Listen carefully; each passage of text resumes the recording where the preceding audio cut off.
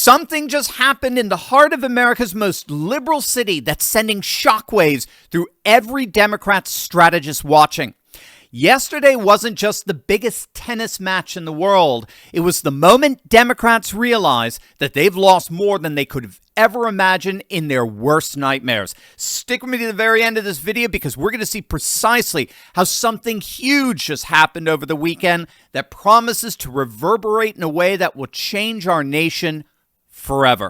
Hey gang, it's me, Dr. Steve, your Patriot Professor, here to help you make sense of the madness as the far left desperately tries to stop the unstoppable rise of a new conservative age that you're making happen all over the world. So if you want a front row seat every day on how you're changing the world in ways you never even imagined, make sure to smack that bell and subscribe button. Yesterday was the men's finals at the US Open, but the world wasn't watching just tennis. They were witnessing a political miracle. President Trump announced earlier in the day that he would be attending the match, and here was the crowd's reaction when he entered Arthur Ashe Stadium.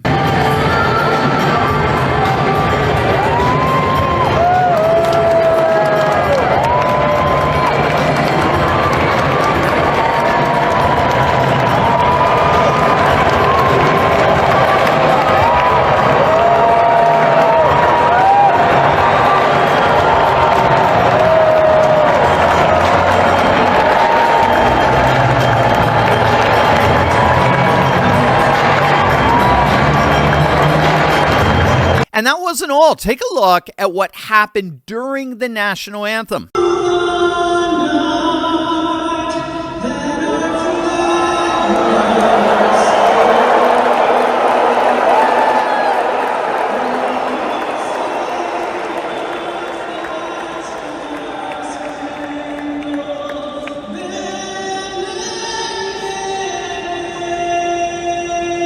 Now, what's so stunning here is that the U.S. Tennis Association was really worried about the reaction that President Trump would get in Flushing Meadows. They were worried about the hostility.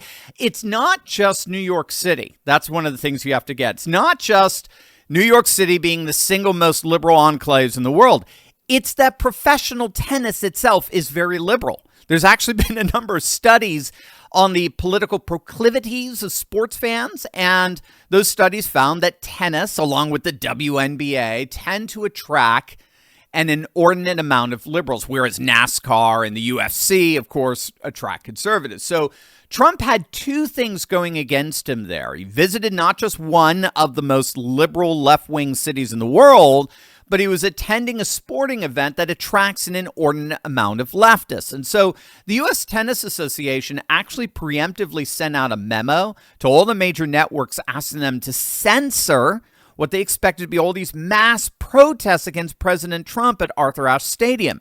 And yes, there were protesters, but they were all outside the stadium, and they were, frankly, pitiful. Take a look. Trump must go now. Trump must go now. Boo Trump today. Boo Trump today. Boo Trump today. Boo Trump today. November 5th, come to D.C. November 5th, come to D.C. Boo Trump today. Boo Trump today. Trump must go now. Trump must go now. Trump must go now. Trump must go now. Boo Trump today. Boo Trump today. Could you say and spell your name for me? Boo Trump today. Boo Trump today. I mean, I'm being dead serious here. Who could possibly take these freaks of nature seriously? I mean, who? What kind of moral zombie do you have to be to stand outside and make an utter fool of yourself like that and think that you're making a difference?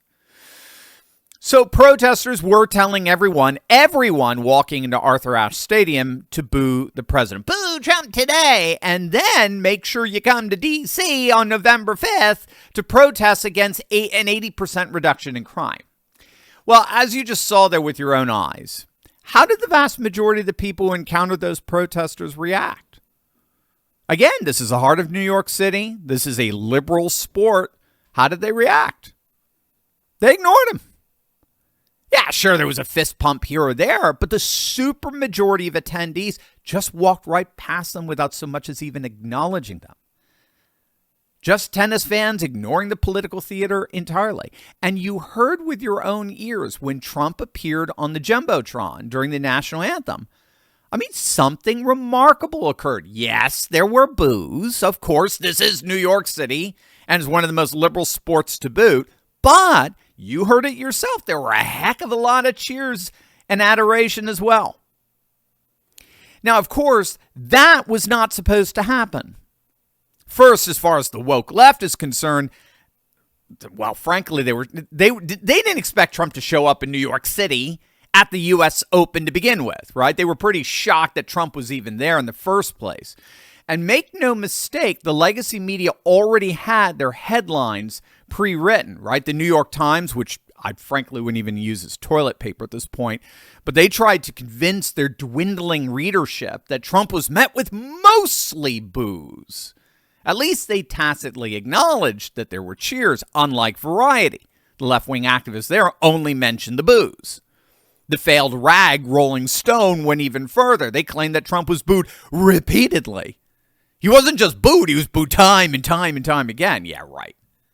The lying leg is that's all they do, is lie. But here is what they're not showing you. Trump went out into the stands and started signing MAGA hats and throwing them out in the crowd. I assure you this is not what the U.S. Tennis Association expected. They were so concerned about negative optics that they tried to censor audience reactions entirely. And as it turns out, they didn't have to. And make no mistake, this media manipulation isn't just about crowd reactions.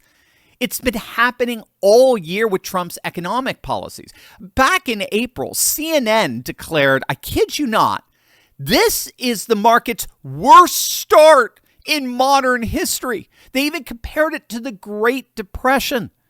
The lunatic left claimed tariffs were reckless and inflation would skyrocket and the market would crash to Depression-era levels. Now, of course, none of that happened. CNBC was forced to admit growth was even stronger than initially thought, and consumer spending rose, GDP is up, inflation remains low and stable, and the stock markets reached record highs this year, already up over 11%. But here's what's really interesting. Not all stocks are doing well. This is interesting. Woke companies like Target, they're down 30% this year. Cracker Barrel lost over $100 million after their foray into wokeism backfired spectacularly. Meanwhile, companies like American Eagle, they're crushing it with their pro-conservative stance. Their stock is up nearly 50% just in the last month. It finally pays to be a patriot. Well, that's what America's golden age is all about. But if you just sit on the sidelines, you're going to miss out on what could be the most prosperous time in U.S. history, which is why I'm so excited.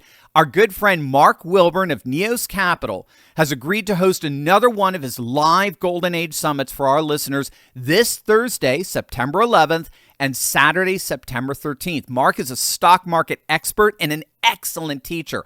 All year, I've heard stories from patriots who, after attending Mark's training, went from knowing nothing about trading stocks to building real wealth for their families.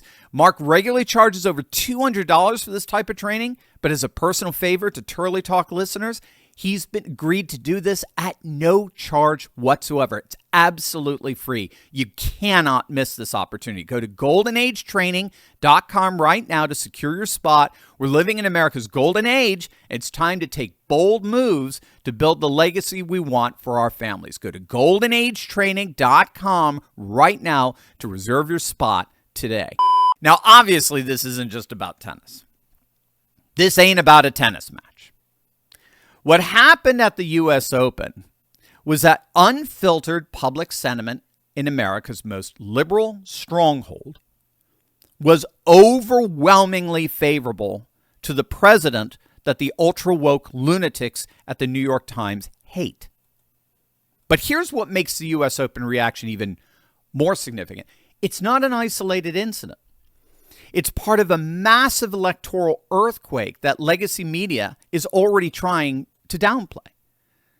The hard data from 2024 tells a story that completely contradicts everything the establishment predicted about Trump's urban appeal.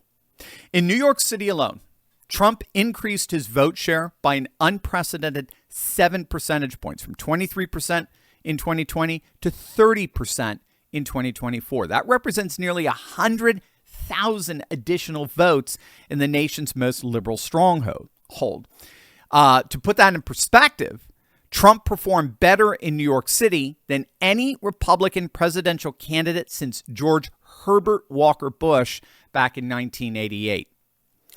The gains weren't just citywide. They were borough by borough, neighborhood by neighborhood. So in the Bronx, Trump nearly doubled his support from 16% to 27%, an 11-point surge. In Queens, his birthplace, Trump jumped from 27% support in 2020 to 37% support in 2024, a 10-point increase. And even in deep blue Manhattan, Trump gained 5 percentage points.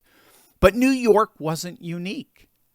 According to a comprehensive analysis by the Economic Innovation Group, Trump received a larger share of the vote in 9 out of every 10 counties nationwide compared to 2020, with the shift most pronounced in large urban counties that typically favor Democrats. Trump improved by nearly 10 points across the board in large metro counties, all across the nation when compared to his 2020 performance. And of course, as we've been analyzing all year now, this is largely because of the massive political shift among Latino voters who've shifted 25 points to the right since 2020. And they're swinging these historically blue urban districts way to the right with them. And what that's doing is it's killing any chance that a Democrat has of ever winning the White House back again, precisely because it's destroying the margins of victory they need to win in the general. Again, the point here is Trump does not have to win cities and urban districts to be effective here. He just has to shave off enough of the margins from the Democrats' win to crush any chance they have at winning at the general election. Democrats traditionally rack up massive numbers in urban areas that overwhelm the more suburban and rural areas. But with the Latino vote shifting and with black men shifting so dramatically, remember Trump won 1 out of every 3 black men and he won Latino men by 10 points. With that shift, those margins that the Democrats need to overwhelm the rural and suburban vote vanish. So this is why Trump can walk into the heart of liberal America and receive cheers, autograph requests, and standing ovations. This is what the legacy media and the Democrats are so freaking out over. The applause, the hat signings, the standing ovations in the heart of New York City isn't just a political victory. It is a cultural earthquake. So what do you guys think? Let us know in the comments section below. And of course, don't forget to click on that link below and register for my good friend Mark Wilburn's free Golden Age training this Thursday, September 11th and Saturday, September 13th. You're going to absolutely love it. God bless, gang.